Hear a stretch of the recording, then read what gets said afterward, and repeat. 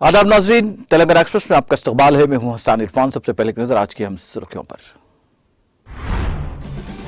हामिला खवातीन के लिए जल्द ही केसीआर न्यूट्रिशन किट्स की जाएगी फराहम। हमसा होम्योपैथिक मेडिकल कॉलेज में तदरीसी अस्पताल की इफ्तिताही तकरीब से वज़ीर सेहत हरीश राव का खिताब।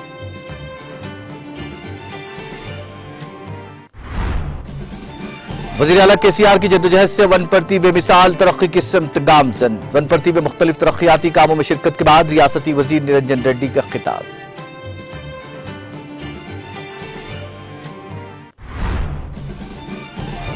बीआरएस रुकन असेंबली पायलट रोहित रेड्डी का ईडी को मकतूब। संक्रांति के बाद पूछताछ के लिए हाजिर होने की दी इत्तला। वज़ीर आला केसीआर से की मुलाकात।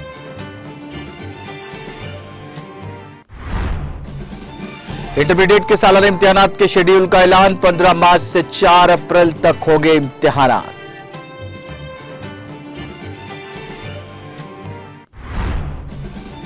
हैदराबाद के बशमूल तेलंगाना के अजला में सर्दी की लहर में इजाफा। सुबह के औकात में कोहर की वजह से गाड़ी सवारों को मुश्किल सूरत-ए-हाल का सामना।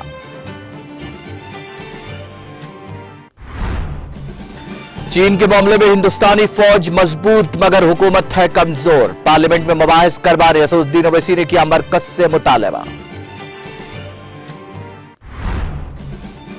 शहरी हवाबाजी का शोबा तेजी से तरक्की कर रहा है। हवाई अड्डों की तादाद 200 तक पहुंच जाएगी। मरकजी वज़ीर शहरी हवाबाजी का राज्यसभा में बयान।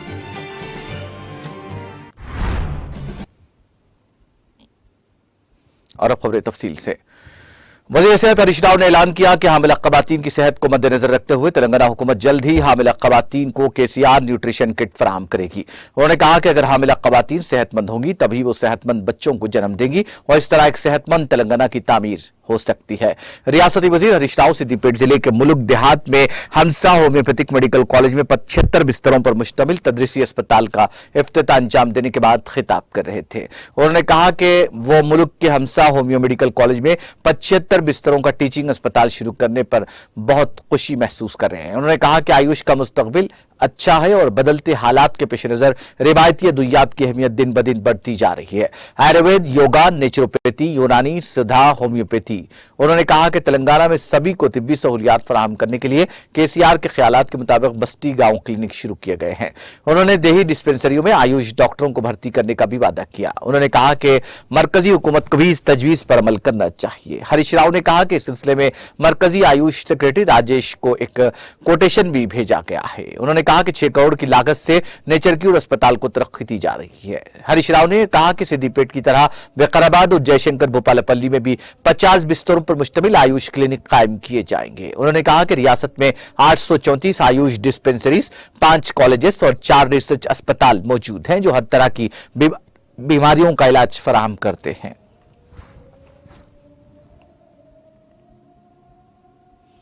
वज़ीर ज़राअत निरंजन रेड्डी ने कहा कि यह वनपर्ती की तारीख में एक संग मेल है। उन्होंने कहा कि वज़ीर आला के चंद्रशेखर राव की जद्दोजहद के नतीजे में गुज़िश्ता इंतखाबात में किए गए वादे के मुताबिक मेडिकल और इंजीनियरिंग कॉलेजेस और सड़कों की तोसी का काम मुकम्मल हुआ है।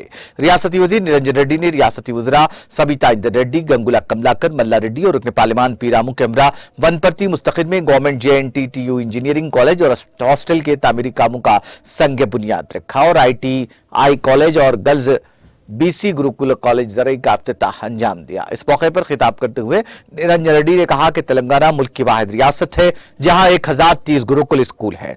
गुरुकुल स्कूल्स को हर साल जूनियर और डिग्री कॉलेजों में अपग्रेड किया जा रहा है। उन्होंने कहा कि वज़ीर आला केसीआर ने हाल ही में 16 अजला में BC रिहायशी डिग्री कॉलेजेस कायम किए हैं। उन्होंने कहा कि वज़ीर आला केसीआर की ख्वाहिश है कि तलबा के लिए मुफीद कोर्सेस हों और इसीलिए BC गुरुकुल कॉलेज बराए खवातीन में खुसूसी ज़रई तालीम फराहम की जा रही है। उन्होंने कहा कि हुकूमत का ख्याल है कि आला तालीम के लिए दूर दराज मकामात पर जाने की सूरत हाल नहीं होनी चाहिए और उनकी ख्वाहिश है कि वनपर्ती के लोग मुस्तकबिल में आला सतही मुलाजिमतों में मौजूद हों। उन्होंने मुख्तलिफ तालीमी इदारों के क़याम में ताउन करने पर वज़ीर आला केसीआर, रियासती वज़रा सबिता इंदर रेड्डी और गंगुला कमलाकर से इज़हार तशक्कुर किया। इस मौके पर रुकन असेंबली वेंकटेश्वर रेड्डी, रुकन कानून साज काउंसिल कसी रेड्डी नारायण रेड्डी के अलावा दीगर मौजूद थे।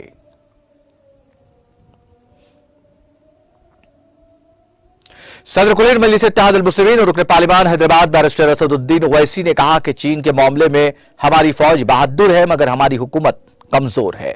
असदुद्दीन ओवैसी ने मरकज से मुतालबा किया कि वह इन चीन सरहद की हकीकी सूरत हाल से मुल्क के अवाम को वाकिफ करवाएं। उन्होंने मरकज को मशवरा दिया कि चीन के मसले पर वो अपने मौक़िफ़ को मुस्तहकम करे और सख्त मौक़िफ़ इख्तियार करे। असदुद्दीन ओवैसी ने इस मसले पर पार्लियामेंट में मुबाहिस की जरूरत पर भी जोर दिया।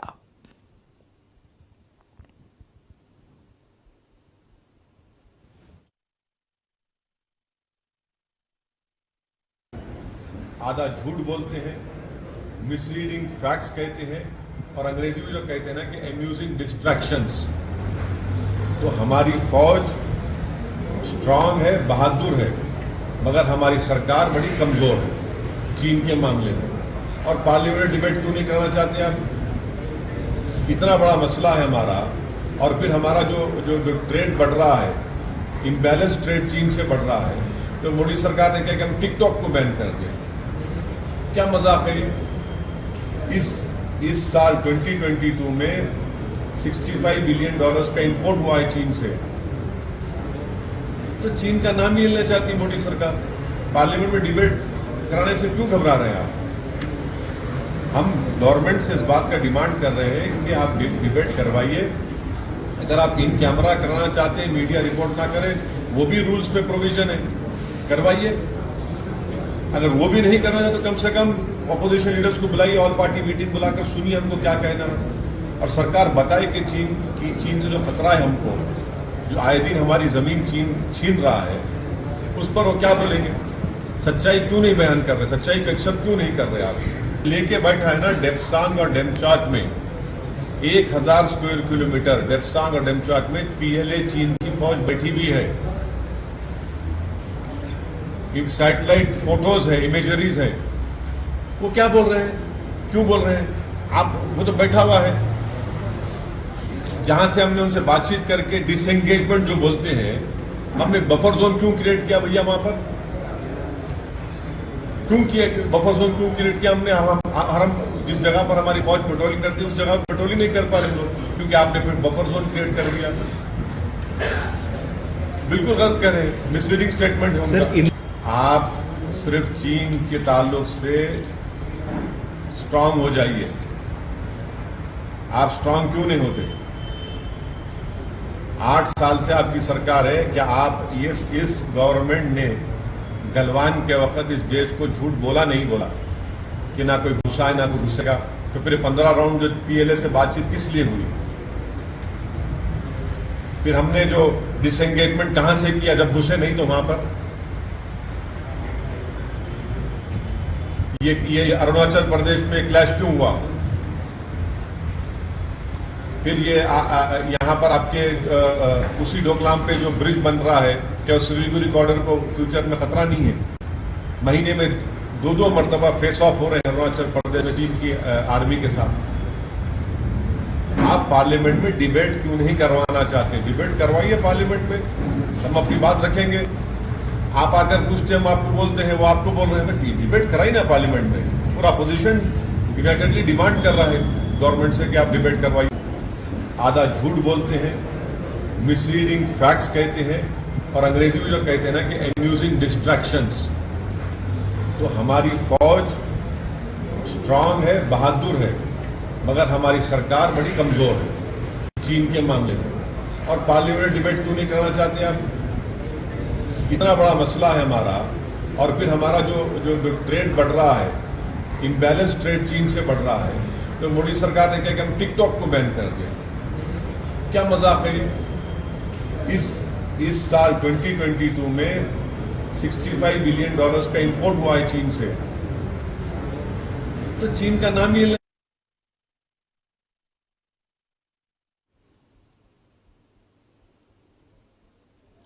इंटर बोर्ड ने हफ्ते को इंटरमीडिएट के सालाना इम्तिहानात के शेड्यूल का ऐलान कर दिया। यह इंकशाफ हुआ कि इम्तिहानात अगले साल यानी 15 मार्च 2023 से 4 अप्रैल 2023 तक मुनक्किद होंगे। वाज़ेह किया गया कि इंटर प्रैक्टिकल्स 15 फरवरी से 2 मार्च तक होंगे। महकमा के ज्वाइंट सेक्रेटरी नवीन मित्तल ने बताया कि अखलाकियात और इंसानी इक़दार का इम्तिहान 4 मार्च 2023 को सुबह 10 बजे से दोपहर 1 बजे तक और माहौलियाती तालीम का इम्तिहान 6 मार्च को सुबह 10 बजे से 1 बजे तक मुनक्किद किया जाएगा।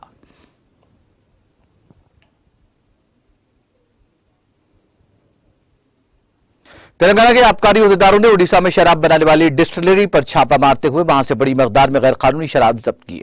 आबकारी अहदेदारों को पता चला कि ओडिशा से रियासत में बड़ी मकदार में गैर कानूनी शराब सप्लाई की जा रही है। रंगारेड्डी डिप्टी कमिश्नर रविकांत और असिस्टेंट कमिश्नर चंद्रैया की क़यादत में टीम ने ओडिशा जाकर डिस्टिलरी सेंटर पर छापा मारा और भारी मकदार में गैर कानूनी शराब खाम माल जब्त किया। हुक्काम ने बताया कि गैर कानूनी शराब की मालियत तकरीबन 10 करोड़ रुपए है। उन्होंने 10 करोड़ रुपए से ज्यादा मालियत की शराब पैक करने की मशीनरी जब्त की। इसी दौरान हालिया दिनों में एक्साइज के अहदेदारों ने नलगुंडा, रंगारेड्डी अजला के कई इलाकों में बड़ी मकदार में गैर कानूनी सामान जब्त किए। तहकीकात के हिस्से के तौर पर यह पता चला कि उसे ओडिशा से सप्लाई किया जा रहा था, जिस पर अहदेदारों ने ओडिशा में डिस्टिलरी की तलाशी ली।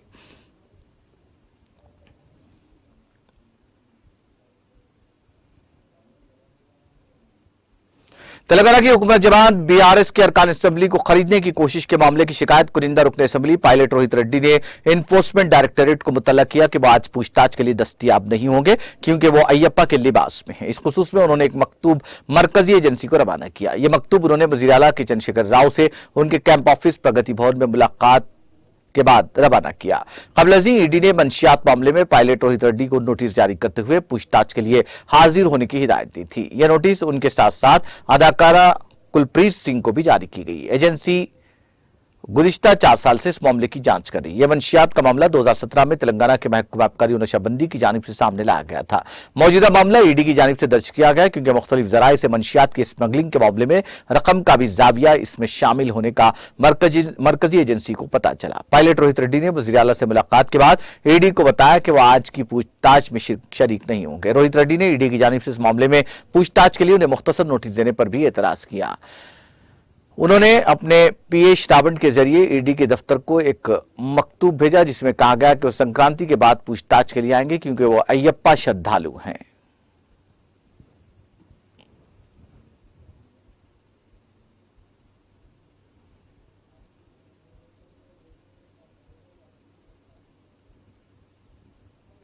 नोबल अमन इनामी याफ्ता कैलाश सत्यार्थी ने कहा कि तलबा को बचपन से ही इंसानी अक़दार को फरोग देने के बारे में सोचना चाहिए। कैलाश सत्यार्थी जो पीर को आर्ट्स एंड साइंस कॉलेज में तकरीबन 50,000 तलबा के जरिए मुनक़िदा प्रोग्राम में मेहमान खुसूसी थे, बच्चों की तालीम पर बात की। इस मौके पर उन्होंने तलबा से खिताब करते हुए कहा कि इस दुनिया में असल हीरो तलबा हैं। उन्होंने कहा कि हिंदू, मुस्लिम, सिख, ईसाई सबको बगैर किसी तफरीक के मिलजुल कर तालीम हासिल करने के लिए आगे आना चाहिए। उन्होंने कहा कि माशरे में हर तालिब इल्म को तालीम हासिल करने का हक है, बिला लिहाज जात पात मजहब सबको यकसां तालीम हासिल करनी चाहिए।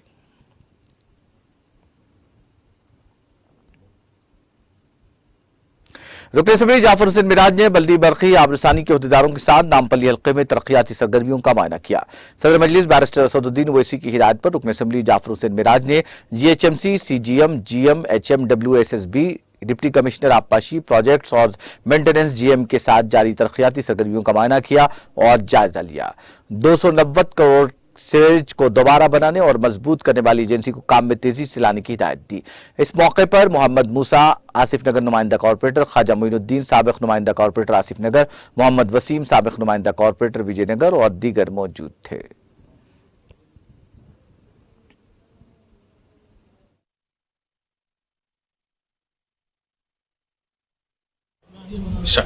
आज नामपल्ली असेंबली कॉन्स्टिट्यूंसी आसिफ नगर डिवीजन का तफसीली पैदल दौरा किया गया। यहाँ पे आवाम से मुलाकात करते हुए आवाम के अगर कुछ मसाइल है तो पूरे officer GHMC, water works, electricity और अदर डिपार्टमेंट के भी पूरे ऑफिसर्स हमारे साथ में मौजूद है। हम ये दौरे के अंदर आवाम से मिल रहे हैं। नुमाइंदा कॉर्पोरेटर जनाब मूसा साहब, साबिक नुमाइंदा कॉर्पोरेटर जनाब मोइन साहब और मजलिस इत्तेहाद मुस्लिमीन के तमाम सदर, मुतवल्लिद, जिम्मेदार सब के सब मौजूद थे। उसके साथ साथ GHMC के जानिब से डिप्टी कमिश्नर GHMC इंकशाफ अली, उनकी पूरी GM वाटर वर्क्स नागेंद्र साहब, उसी तरह इलेक्ट्रिसिटी के ADs और सब के सब मौजूद है। इंशाअल्लाह ताला जितने भी काम आवाम बताइए वो काम जल्द से जल्द मुकम्मल करवाने चाहिए। और अल्हम्दुलिल्लाह अल्लाह का करम है, नबी बैरिस्टर असदुद्दीन ओवैसी साहब की सदारत में और हबीब जनाब अकबरुद्दीन ओवैसी साहब की क़यादत के अंदर मजलिस इत्तेहाद मुस्लिमीन न सिर्फ आए दिन आवाम के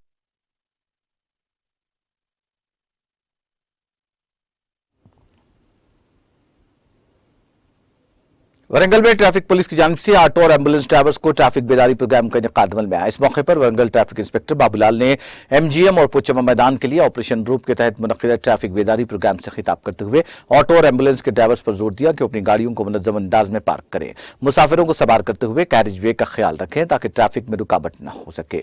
उन्होंने खबरदार किया कि अगले साल 1 जनवरी से ट्रैफिक कवानीन पर अमल न करने वाले ड्राइवर्स के खिलाफ कानूनी चाराजोई की जाएगी।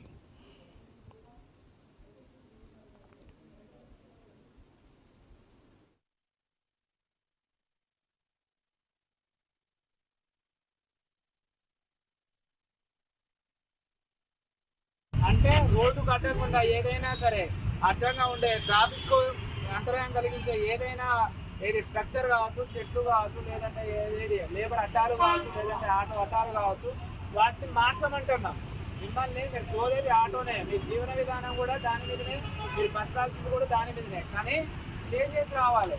ఎందుకనంటే మీరు 10 సంవత్సరాలు చూడండి, ఇప్పటి చూడండి, వెహికల్స్ పెరిగిపోయినాయి, ఆటోలు పెరిగిపోయినాయి, జనాభా సంఖ్య పెరిగిపోయింది. దానికి అనుగుణంగా మనం మారాలి. ఉన్న దాంట్లోనే ల్యాండ్ పెరగవు, రోడ్డు అనేది వెడల్పోయినాయి, అంతేగాని రోడ్డు ఇంకా పొరుగు అంటే పెరగవు. తర్వాత మీకు ఆటోటకు సపరేట్ ప్లేస్ అనేది ఉండదు. సిటీలో గజం జాగా కొనాలంటే ఎంత కాస్ట్ మీరు అబ్జర్వ్ చేస్తూనే ఉన్నారు. కరోనా బిఫోర్ ఆఫ్టర్ కరోనా ఎన్ని వెహికల్స్ పెరిగినాయి, తర్వాత రోడ్లు కూడా ఆ విధంగా డెవలప్ అయినాయి, సిటీ కూడా ఆ విధంగా డెవలప్ అయినాయి. రేపు పొద్దున హైదరాబాద్ తర్వాత పెద్ద సిటీ తెలంగాణ చెప్పుకుంటే వరంగల్ సిటీనే. వరంగల్ సిటీ అనేది సెకండ్ క్యాపిటల్ గా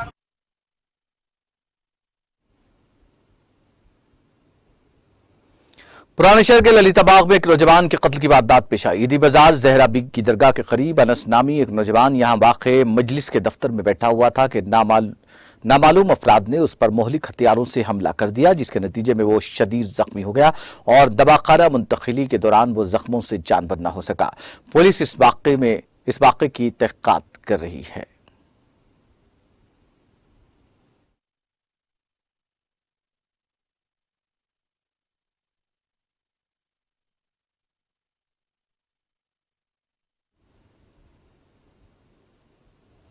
एडिशनल एसपी अनोनिया ने कहा कि तेलंगाना हुकूमत ने साल 2016 में कामारेड्डी जिला एलारेड्डी डिवीजन की सतह पर डीएसपी का एक नया सब डिवीजन तश्कील दिया था। चूंकि इस वक्त की मौजूदा डीएसपी ऑफिस की इमारत को हुकूमत की जानिब से इंटीग्रेटेड मार्केट के तौर पर कायम किया गया था, वहां से आला सतह के हुक्काम के हिदायत के मुताबिक निजाम सागर मेन रोड के किनारे एक किराए की इमारत में डीएसपी ऑफिस मुंतकिल कर दिया गया और सब डिवीजन के तहत 6 पुलिस स्टेशनों की खदमात यहां से जारी रहेंगी। उन्होंने आवाम से अपील की कि वो डीएसपी श्रीनिवास का ताउन करें। इस मौके पर Yellareddy division DSP Srinivas, CI Srinivas और तमाम मंडलों के सब इंस्पेक्टरान मौजूद थे।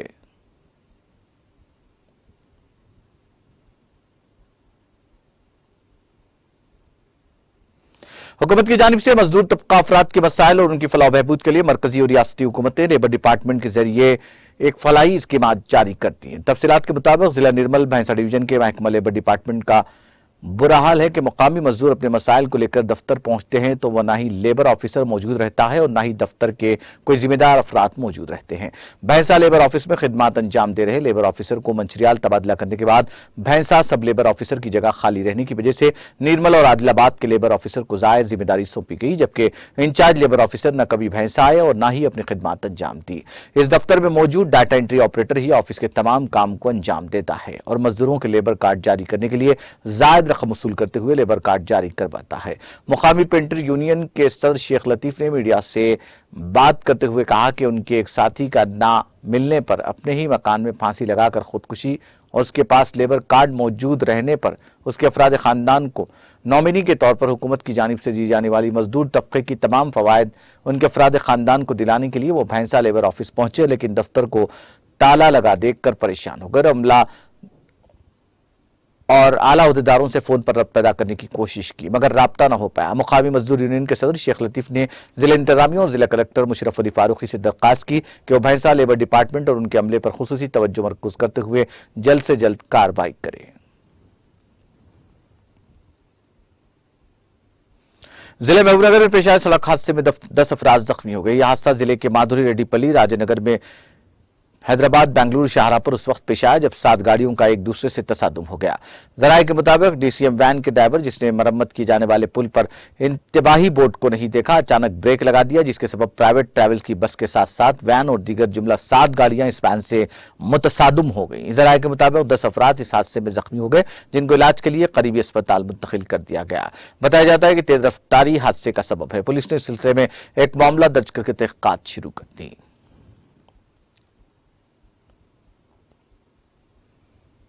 तेलंगाना के दारुल-हुकूमत हैदराबाद के बशमूल रियासत के कई अजला में सर्दी की लहर में हालिया दिनों के दौरान इजाफा दर्ज किया गया है। मुत्तहिदा आदिलाबाद जिले में गुज़िश्ता 2 दिनों से अक़ल तरीन दर्ज हरारत में गिरावट दर्ज की गई है। कुमरम आसिफाबाद जिले के सिरपुर में अक़ल तरीन दर्ज हरारत 8.6 डिग्री सेल्सियस दर्ज किया गया। आदिलाबाद जिले के हथनूर में दर्ज हरारत 9 डिग्री, कुमरम के तरियानी में 9.60 डिग्री सेल्सियस दर्ज किया गया। अजला बिलखुसूस मुत्तहिदा आदिलाबाद जिले में सुबह के औकात में कोहर की वजह से गाड़ी सवारों को मुश्किल सूरत हाल का सामना करना पड़ रहा है। कई गाड़ी सवार अपनी गाड़ियों के हेडलाइट्स को खोलते हुए चला रहे हैं। सुबह के औकात में चहलकदमी के लिए जाने वाले अफराद और किसान अपने मामूल के शेड्यूल के बरखिलाफ ताखीर से अपने कामों और सरगर्मियों के लिए रवाना हो रहे हैं। फुटपाथ पर सोने वाले अफराद को भी सर्दी की वजह से काफी मुश्किल सूरत हाल का सामना है।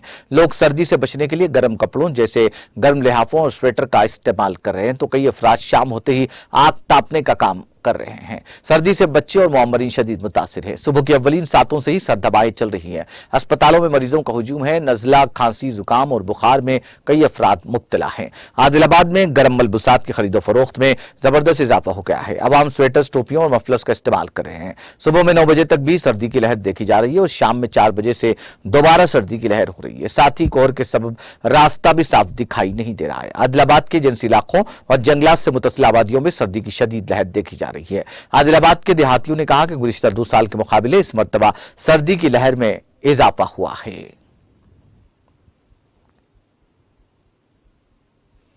कुलिन जमीयतुल मशाइख ने मुल्क में एकसा सिविल कोड के निफाज के लिए मरकजी हुकूमत की साजिशों की शदीद मुखालिफत करते हुए इसके खिलाफ मुल्क भर में प्रोग्राम मुनक्किद करने का फैसला किया है। तंजीम के जिम्मेदारों ने इस एहसास का शिद्दत के साथ इजहार करते हुए कहा कि एकसा सिविल कोड का मामला सिर्फ मुसलमानों से नहीं बल्कि दीगर मजाहिब से भी जुड़ा है। आज इस खुसूस में एक इजलास मुनक्किद हुआ जिसमें एकसा सिविल कोड और दीगर मामलात पर तफसीली तौर पर गौर खोज किया गया। इजलास में कहा गया कि न सिर्फ मुसलमान बल्कि दीगर अक़लियतों को भी इस एकसा सिविल कोड के निफाज के नुकसानात और उसके जरिए पड़ने वाले जहरीले असरात की फिक्र करनी चाहिए। इजलास में कहा गया कि जमीयत की जानिब से इसके खिलाफ एक खुसूसी मुहिम चलाई जाएगी। हिंदुस्तान भर में तंजीम की दफातर की जानिब से भी मुख्तलिफ प्रोग्राम मुनक्किद किए जाएंगे। इलावाज़ीन गोल में से इजलास भी मुनक्किद होंगे। मशाइख, हमख्याल, सियासी जमातों, तंजीमों और दानिशवरों का एक इजलास भी अनकरीब मुनक्किद किया जाएगा। इजलास में मौलाना डॉक्टर अब्दुल कदीर सिद्दीकी, अलमारूफ खदीर बादशाह, नबीरा बहरुल उलूम के इंतकाल पर गहरे दुख का इजहार करते हुए उनको खराज पेश किया गया और उनके छोड़े हुए कामों को जारी रखने का अज़्म किया गया। इस इजलास में सदर मौलाना सैयद शाह अहमद नूरुल्लाह कादरी, जॉइंट सेक्रेटरी मौलाना सैयद शाह बंदगी बादशाह कादरी, जनरल सेक्रेटरी मौलाना सैयद शाह मुस्तफ़ा अली सूफी कादरी, काज़ीन मौलाना फैजुल्लाह अब्दुल बारी के अलावा अरकान आमिला डॉक्टर सैयद शाह समीउल्लाह हुसैनी बंदा नवाजी, मौलाना सैयद शाह नदीमुल्लाह हुसैनी सूफी, शाह मोहम्मद अहमदुल्लाह इकबाल कादरी चिश्ती, मौलाना सैयद अशफाकुद्दीन अहमद कादरी, मौलाना अहमदुल्लाह शाह कादरी और दीगर मौजूद थे।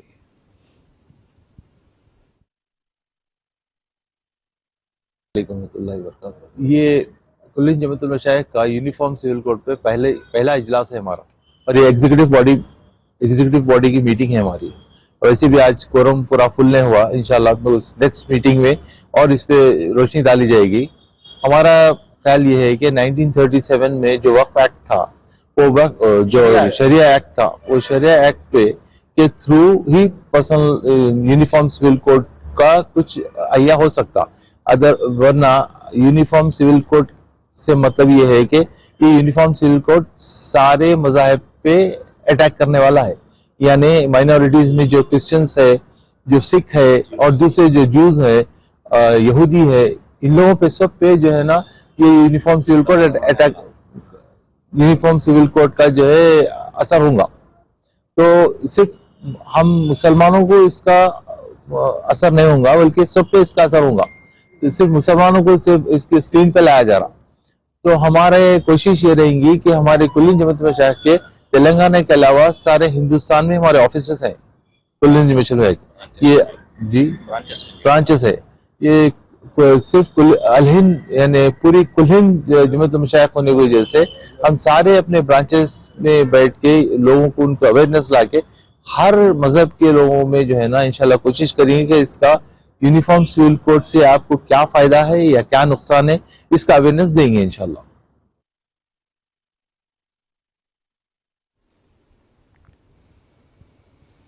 तेलंगाना एक्सप्रेस में वक्त ब्रेक का, ब्रेक के बाद भी खबरों का सिलसिला जारी रहेगा।